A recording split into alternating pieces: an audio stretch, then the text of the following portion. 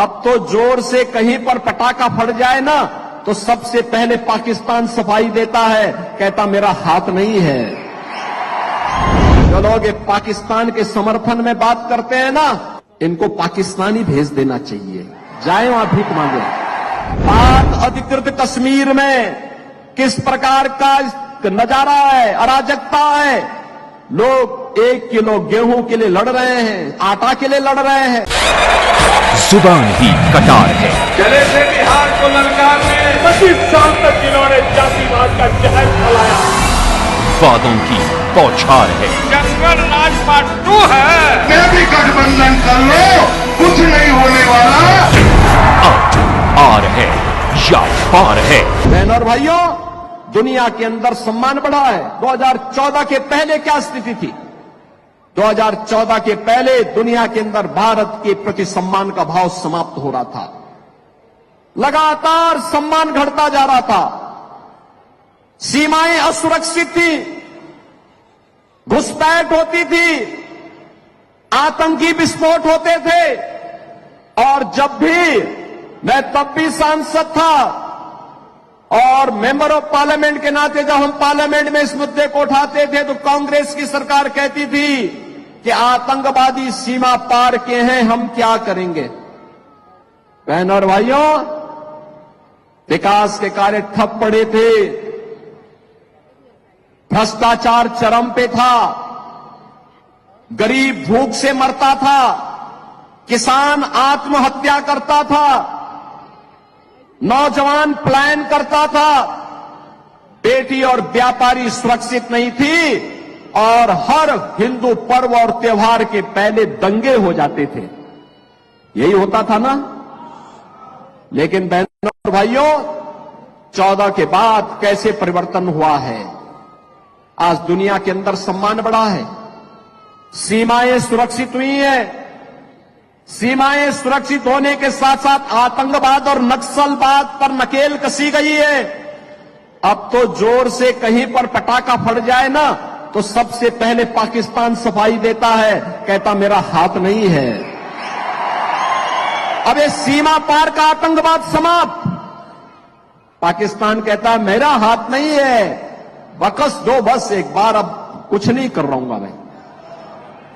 और पाकिस्तान, मैं तो कहना चाहता हूं, जो लोग ये पाकिस्तान के समर्थन में बात करते हैं ना, इनको पाकिस्तानी भेज देना चाहिए, जाए वहां भीख मांगे। देख रहे हो वहां पे भारत 80 करोड़ लोगों को पिछले 4 वर्ष से फ्री में राशन दे रहा है और मोदी जी ने कहा अगले 5 वर्ष तक देंगे। और पाकिस्तान में लोग भूखों मर रहे हैं। पाक अधिकृत कश्मीर में किस प्रकार का नजारा है, अराजकता है। लोग 1 किलो गेहूं के लिए लड़ रहे हैं, आटा के लिए लड़ रहे हैं, आपस में मारपीट कर रहे हैं, आगजनी हो रही है, तोड़फोड़ हो रही है। और मैं तो कहूंगा इन पाकिस्तान परस्तों से जाए पाकिस्तान में भीख मांगे, पाकिस्तान में कंगाल बन करके वहां पर इनके दिमाग ठिकाने न लग जाए तो अपने आप ठीक हो जाएंगे। बहनों और भाइयों, खाएंगे भारत के अंदर और जो गाएंगे पाकिस्तान का, उनके लिए हिंदुस्तान में कोई ठिकाना नहीं होना चाहिए, कोई ठिकाना नहीं होना चाहिए।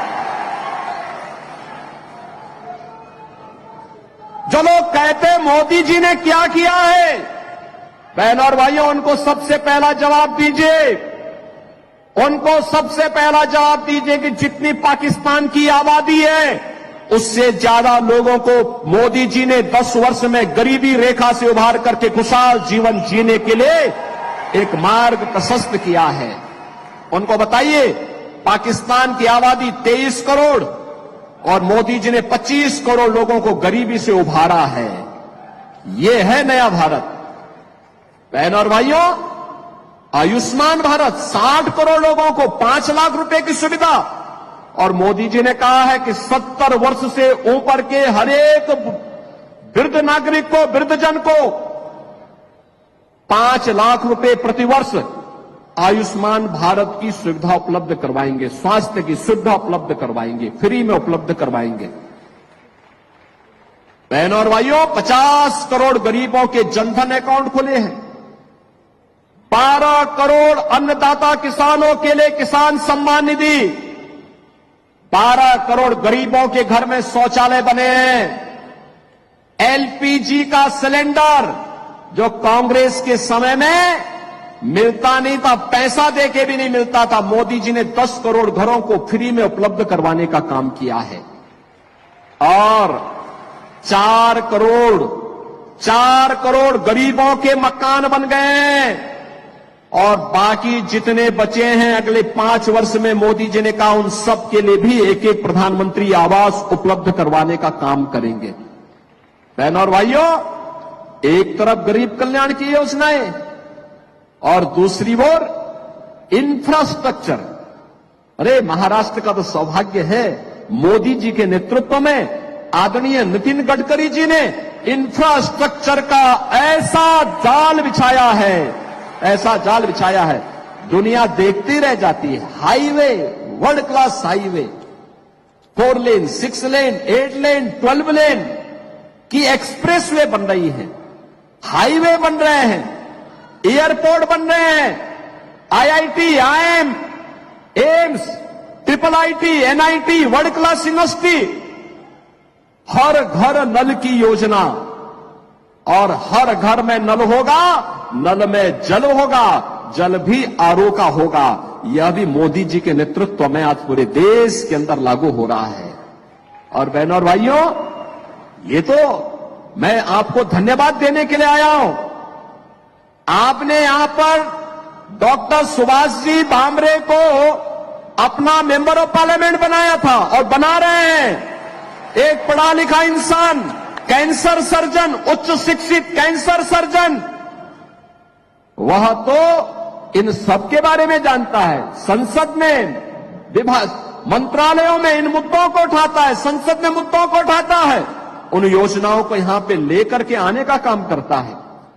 एक तरफ यह भारत और दूसरी तरफ कांग्रेस के नेतृत्व में इंडी गठबंधन।